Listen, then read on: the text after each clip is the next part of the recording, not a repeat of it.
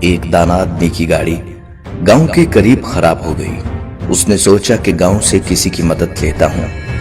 وہ جیسے ہی گاؤں میں داخل ہوا تو اس نے دیکھا ایک بوڑھا شخص چارپائی پر بیٹھا ہے اور اس کے قریب مرغیاں دانا چگ رہی ہیں۔ ان مرغیوں میں ایک باز کا بچہ بھی ہے جو مرغیوں کی طرح دانے چگ رہا ہے۔ وہ حیران ہوا اور اپنی گاڑی کو بھول کر اس بوڑھے شخص سے کہنے لگا کہ یہ کیسے خلاف قدرت ممکن ہوا کہ ایک باز کا بچہ زمین پر مرغیوں کے ساتھ دانے چگ رہا ہے۔ تو اس بوڑھے شخص نے کہا، دراصل یہ باز کا بچہ صرف ایک دن کا تھا۔ جب یہ پہاڑ پر مجھے گرا ہوا ملا، میں اسے اٹھا لایا۔ یہ زخمی تھا، میں نے اس کی مرہم پٹی کر کے اس کو مرغیوں کے بچوں کے ساتھ رکھ دیا۔ جب اس نے پہلی بار آنکھیں کھولی تو اس نے خود کو مرغی کے چوزوں کے درمیان پایا۔ یہ خود کو مرغی کا چوزا سمجھنے لگا اور دوسرے چوزوں کے ساتھ اس نے بھی دانا چگنا سیکھ لیا۔ اس دانا شخص نے گاؤں والے سے درخواست کی کہ یہ باز کا بچہ مجھے دے دیں تحفے کے طور پر یا اس کی قیمت لے لیں، میں اس پر تحقیق کرنا چاہتا ہوں۔ اس گاؤں والے نے باز کا بچہ اس دانا شخص کو تحفے کے طور پر دے دیا۔ یہ اپنی گاڑی ٹھیک کروا کر اپنے گھر آ گیا۔ وہ روزانہ باز کے بچے کو چھت سے نیچے پھینک دیا کرتا، مگر وہ باز کا بچہ مرغی کی طرح اپنے پروں کو سکیڑ کر گردن میں چھپا لیتا۔ وہ روزانہ بلا ناغہ باز کے بچے کو اپنے سامنے ٹیبل پر بٹھاتا اور اسے کہتا، تو باز کا بچہ ہے، مرغی کا بچہ نہیں، اپنی پہچان کر۔ اسی طرح اس نے کئی دن تک اردو، پنجابی، سندھی، سرائکی، پشتو ہر زبان میں اس بچے کو کہا کہ تو باز کا بچہ ہے، مرغی کا نہیں، اپنی پہچان کر، اپنے آپ کو پہچاننے کی کوشش کرو۔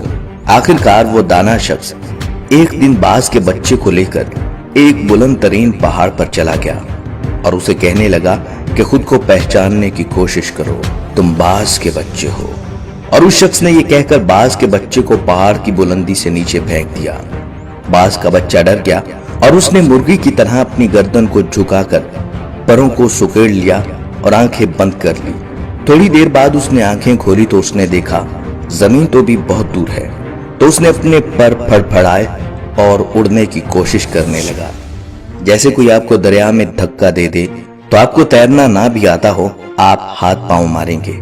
تھوڑی ہی دیر میں وہ اپنے آپ کو بیلنس کرنے لگا، کیونکہ باز میں اڑنے کی صلاحیت خدا نے رکھی ہوتی ہے۔ تھوڑی ہی دیر میں وہ اونچا اڑنے لگا، وہ خوشی سے چیخنے لگا اور اوپر جانے لگا۔